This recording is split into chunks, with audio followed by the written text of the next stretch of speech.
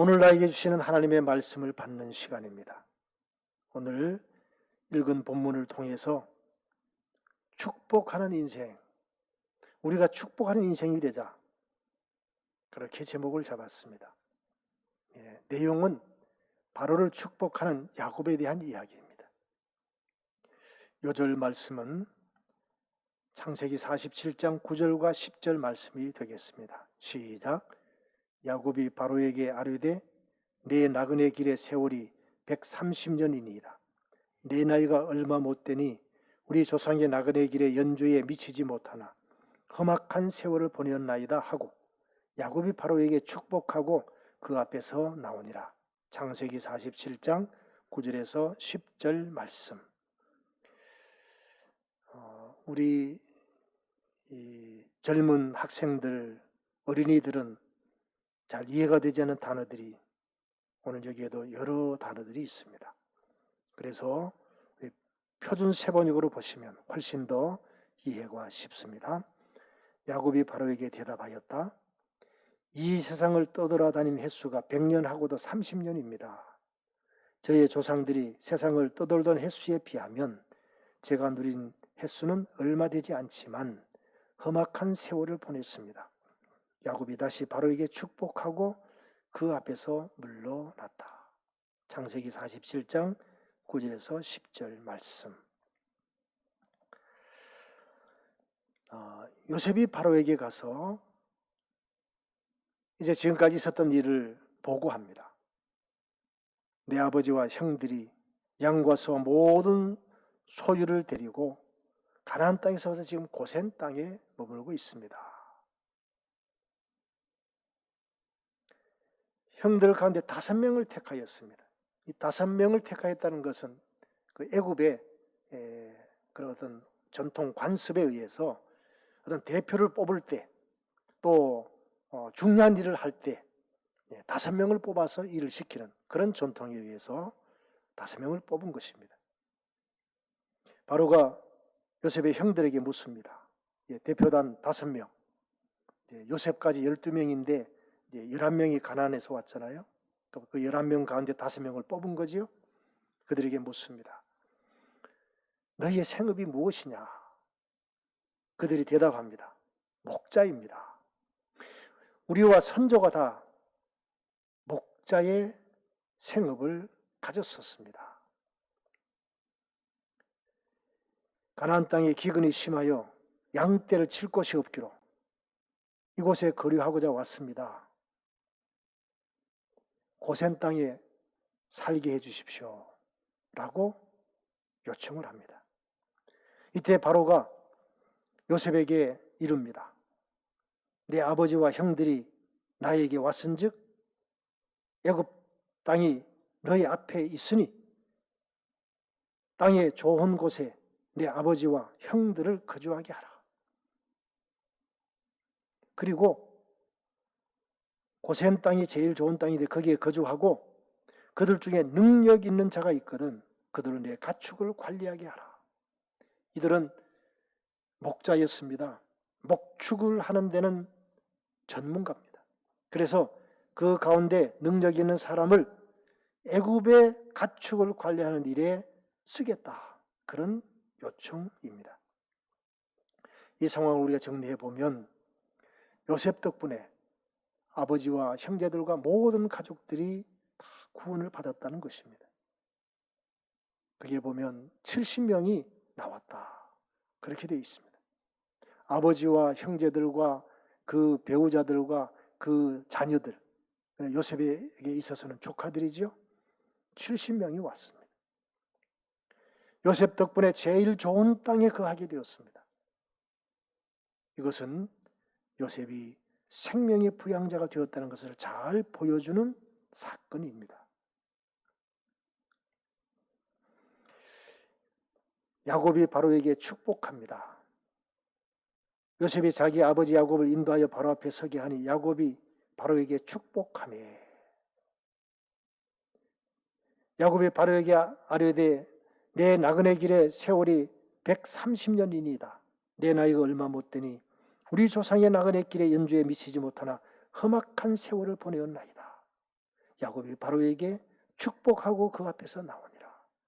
여기에 보면 바로에게 축복하는 것이 두 번 나옵니다. 먼저 만났을 때 축복하고 또 대화를 나누고 나오면서 축복합니다. 가만히 이 상황을 보면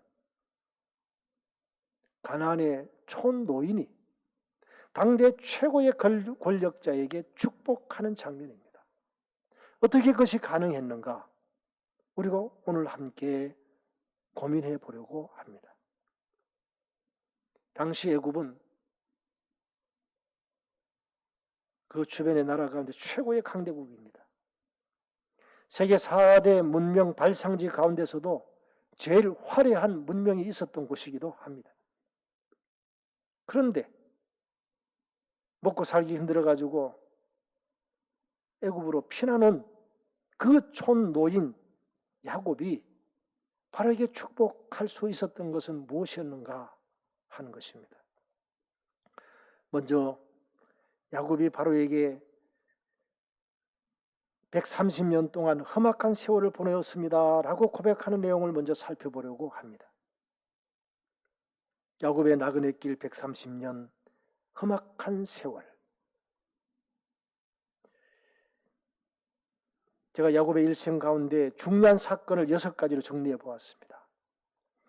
형 에서를 피해서 외삼촌 라반의 집으로 도망간 때가 있었습니다.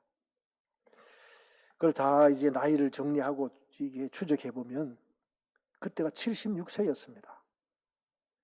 결혼도 못했습니다. 에서는 40에 결혼했다고 나와 있어요. 에서하고 야곱은 나이가 같죠. 쌍둥이니까. 형은 결혼했는데 형이 결혼하고도 36년 동안 결혼을 못했어요. 그러니까 가만히 우리가 객관적으로 보면 형 에서와 이 동생 야곱은 세상적으로 보면 많은 차이가 납니다. 결혼도 못하는 그런 존재였습니다. 그래도 하나님의 축복을 받기 위해서 아버지를 속이고 그 축복을 받았습니다. 형이 분노합니다. 형이 동생을 죽이려고 합니다. 그래서 피해서 외삼촌 라반의 집으로 갑니다. 그때가 76세였습니다. 그리고 외삼촌의 집에서 20년을 보냅니다. 처음 7년은 레아를 위해서, 그 다음 7년은 라헬을 위해서, 그 다음 6년은 재산을 위해서 20년을 보냈습니다. 그리고 돌아옵니다. 돌아오는 길에 천사와 싸워서 씨름하고 새 이름을 얻습니다. 그때 나이가 96세였습니다. 드디어 이스라엘이라는 이름을 얻습니다. 아브라함을 부르실 때 하나님께서 민족이 번성하겠다, 하게 해주겠다 그렇게 말씀하셨습니다. 그런데 그 아브라함에게 주신 약속이 구체적으로 민족을 이루게 된 것은 바로 야곱 때부터입니다. 야곱이 이스라엘이라는 이름을 얻고 그 야곱의 12아들이 지파를 형성함으로 드디어 민족이 형성이 된 것입니다. 96세에 야곱이 이스라엘이 된 사건이 있었습니다. 그리고 그가 그토록 사랑했던 여인 라헬이 베냐민을 낳다가 산고로 죽습니다. 그때가 대략 106세쯤 되던 해였습니다.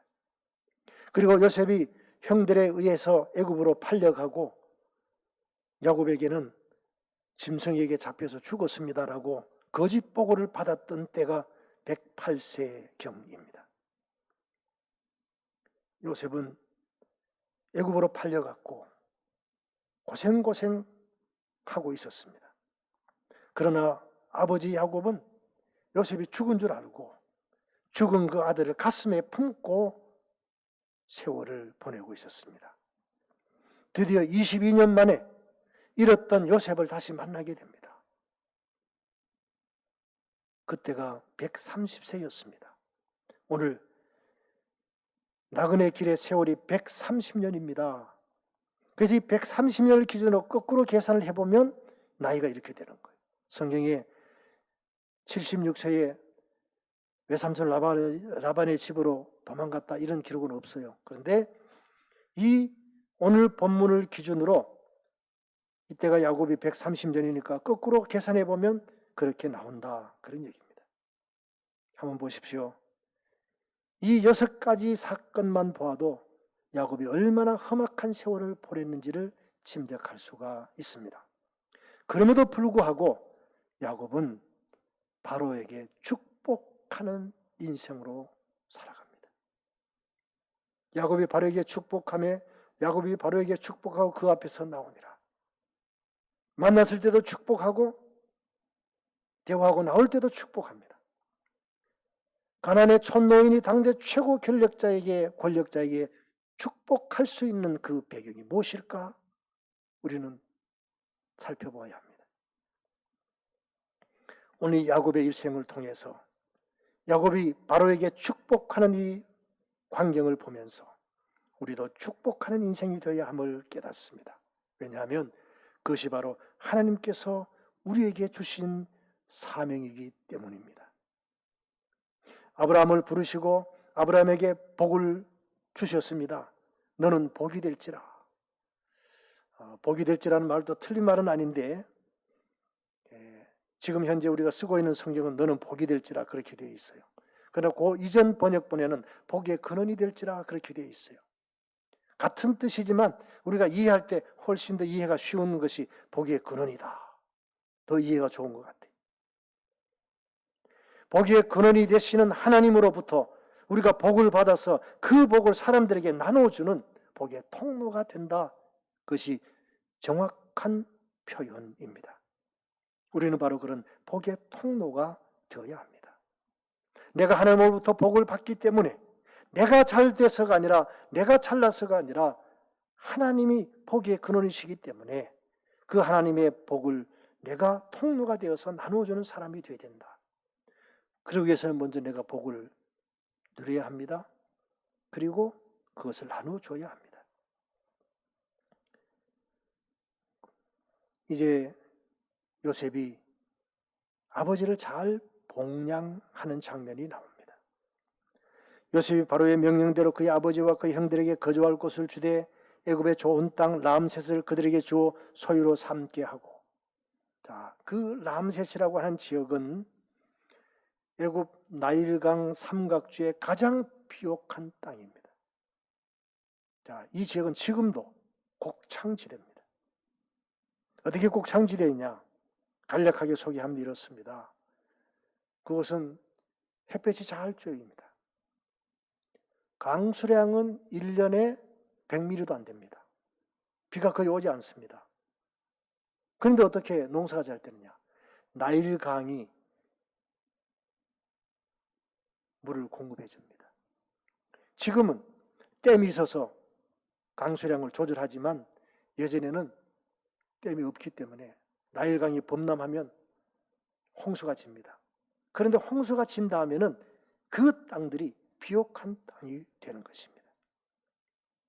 이처럼 비옥한 나일강 삼각주 지역에서 야곱과 형제들이 거주하게 됩니다. 또 그의 아버지와 그의 형들과 그의 아버지의 온 집에 그 식구를 따라 먹을 것을 주고 봉양하였더라. 요셉은 양식을 제공해 주면서 봉양합니다. 우리가 봉양한다는 이 말은 부모의 마음을 편하게 해드리는 것도 봉양입니다. 그리고 부모님께 기쁨을 주는 것도 봉양입니다.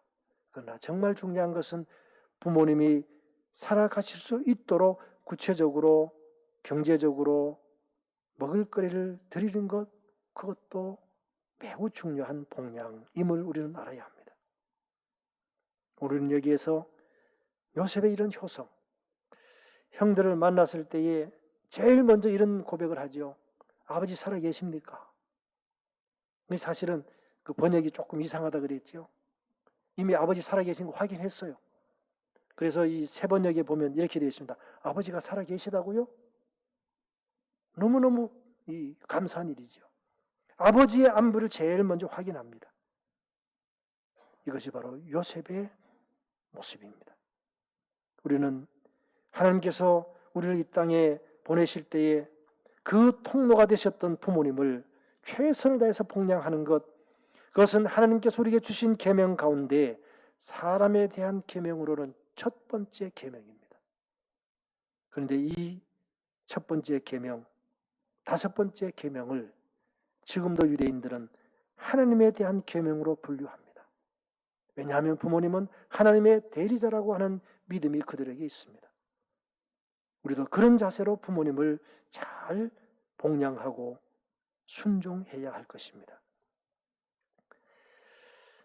창세기 49장에 보면 야곱이 자녀들을 향해서 축복하는 장면이 나옵니다. 12아들에게 한 사람 한 사람에게 축복을 합니다. 루벤, 시몬, 레위, 유다, 스불론, 이사갈, 단, 갓, 아셀, 납달리, 요셉, 베냐민에게 한 사람 한 사람을 축복합니다.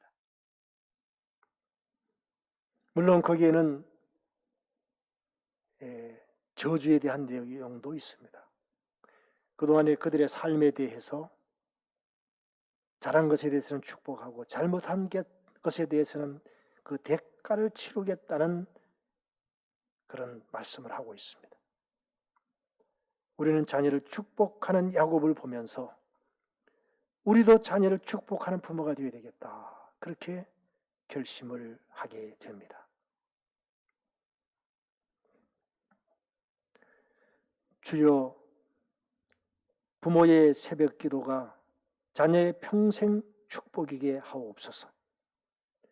주여, 자녀의 새벽 기도가 부모의 평생 자랑이게 하옵소서.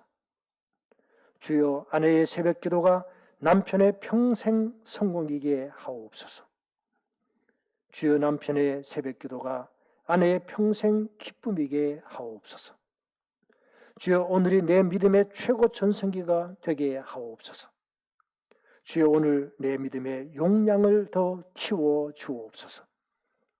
주여, 오늘 육체와 이성의 한계를 뛰어넘을 수 있는 하나님의 은혜와 성령의 능력을 주옵소서. 주여, 믿음의 명문 가문을 일으켜 주시고 거룩한 변화, 새로운 피조물로 태어나게 하옵소서. 주여, 성령으로 역사하셔서 우리에게 새 일을, 새 비전을 허락하여 주시고 성령의 불쏘시개가 되게 하옵소서.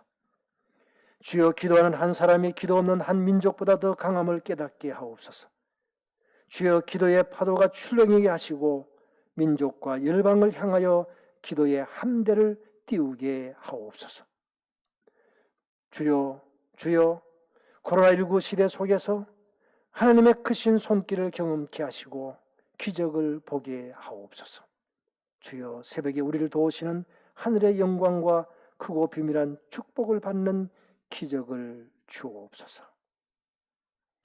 우리가 축복하기 위해서는 이처럼 기도하는 사람이 되어야 하겠습니다.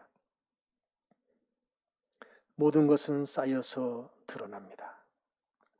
인생은 저절로 흘러가는 것이 결코 아닙니다. 시간은 쉽게 지나가는 것도 결코 아닙니다. 쌓여지고 축적되면서 큰 산처럼 드러납니다. 모든 인간관계는 사라지는 것이 아닙니다. 차곡차곡 심어지고 싹이 나고 자라서 반드시 열매가 드러납니다. 작은 미립자인 눈이 쌓이면 작고 작은 눈들이 500년 된 노성의 큰 가지를 뚝뚝 부러뜨리는 괴력을 발휘합니다. 만물의 영장인 인간의 삶이 80년, 90년 쌓이고 지속된다면 허무하게 사라질까요? 그럴 수는 없습니다. 그 흔적은 300년이 갑니다. 경건한 예배는 쌓여집니다. 간절한 기도는 저축됩니다. 감사와 섬김은 이웃의 가슴에 남습니다. 결국 하나님 앞에서 기적의 얼굴을 드러냅니다. 시간은 두 얼굴 곧 행복과 불행으로 공평하게 상급을 줍니다. 축복하는 인생이 되십시다. 내 자녀를 축복하는 인생이 되어야 합니다. 그런데 거기에 중요한 원리가 있음을 발견합니다. 야곱이 자녀를 다 축복하고 싶은데 그렇게 하지 못했습니다. 왜냐하면 그들의 야곱이 축복하는 그 순간에 그들이 살아온 삶에 대해서 하나님의 평가가 있습니다. 그래서 그 삶을 가지고 축복도 하고 저주도 하는 겁니다. 과정이 매우 중요함을 우리에게 보여줍니다. 야곱이 축복한다고 다 축복이 되는 것이 아닙니다. 이미 그들의 삶이 행복과 불행으로 나눠지고 있음을 보게 됩니다. 우리는 여기에서 시몬과 레위에 대한 이야기를 잠시 소개하려고 합니다. 야곱의 시몬과 레위에 대해서는 사실은 축복의 내용은 별로 없습니다. 나누어져 흩어지리라. 얘는 칼을 쓰고 폭력의 도구로 살아왔다. 동생 디나가 급탈을 당했을 때에 할례를 받으면 결혼을 허락해 주겠다 해놓고 할례를 다 받은 다음에 아직까지 그 아픔이 사라지기 전에 칼을 들고 다 죽여버렸어요, 남자들을. 거기에 대해서 하나님께서는 야곱을 통해서 징계하시는 겁니다. 너희는 칼을 쓰고 폭력의 도구로 살았다. 그러므로 나누어지고 흩어지리라.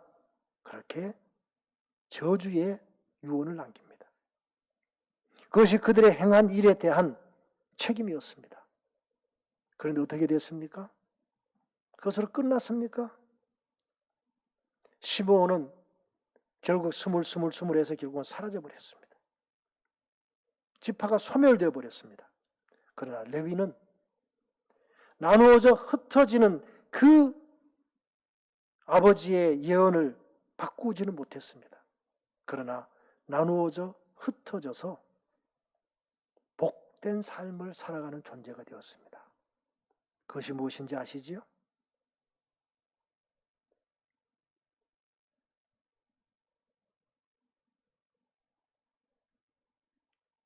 모세가 광야에서 백성들이 이끌 때에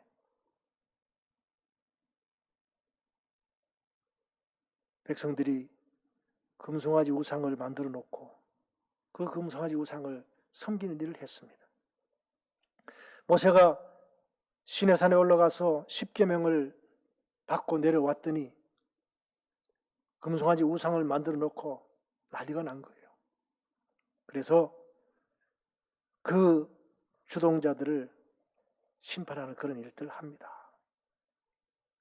그때 여호와께 속한 자들은 내게로 오라 했을 때에 레위 사람들이 다 모세에게로 가서 금송아지 우상을 섬기는 사람들을 징계하는 일에 앞장섰습니다. 그래서 그 사건을 성경은 이렇게 기록합니다. 여호와께 헌신하였다. 그렇게 기록합니다. 그랬더니 레위 지파는요, 나누어져 흩어지는 것을 막을 수는 없었어요. 이미 그 하나님의 심판이었으니까요. 징계였으니까요. 그런데 나누어져 흩어져서 제사장의 직분을 감당하면서 복된 삶을 사는 거예요. 우리가 저주스러운 삶, 하나님의 징계의 삶을 그대로 갈 것인가? 아니면 그것을 바꿀 수 있는 길은 무엇일까?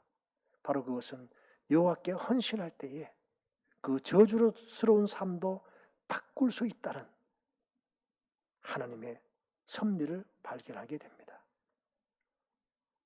우리는 자녀들을 축복합니다. 그리고 자녀들은 그 행위대로 하나님의 복을 받기도 하고 저주를 받기도 합니다. 여호와께 헌신할 때는 때로는 저주스러운 상황도 복된 상황으로 바뀌어질 수 있음을 우리는 보게 됩니다. 우리의 자녀들이 부모님의 축복을 받고 또 하나님께 헌신함으로 복된 삶을 살아가도록 하는 일이 오늘 우리에게 주어진 사명입니다. 130년 험악한 세월을 보냈으면서도 최고의 권력자 바로에게 축복한 야곱처럼 만나는 사람을 격려하고 위로하고 축복하는 인생이 되어야 합니다. 그래야 하나님의 나라를 이 땅에 회복해야 합니다. 만나는 사람을 격려하고 위로하고 축복하는 인생이 되게 하옵소서. 그리하여 하나님의 나라를 이 땅에 회복하게 하옵소서. 기도하고 축복하는 인생으로 살아가시기를 주님의 이름으로 간절히 부탁을 드립니다. 기도하겠습니다. 거룩하신 하나님 아버지, 험악한 인생 130년을 살았으면서도 하나님 앞에서 축복하는 인생이 되었던 야곱처럼, 가나안의 촌노인이었지만 당대 최고 권력자 바로에게 축복할 수 있었던 것처럼 오늘 우리도 이 땅에서 하나님의 복을 받고 누리고 그 복의 통로가 되어 사람들을 위로하고 격려하고 축복하는 인생으로 살아가는, 특별히 우리의 자녀들을 축복함으로 우리의 자녀들이 데려가면서 하나님의 은혜와 복을 누리며 살아갈 수 있도록 하나님 우리를 통해서 우리 자녀들에게 또 우리를 만나는 모든 사람들에게 하나님의 복과 은혜가 넘치게 하여 주옵소서. 예수님의 이름으로 간절히 기도하옵나이다. 아멘.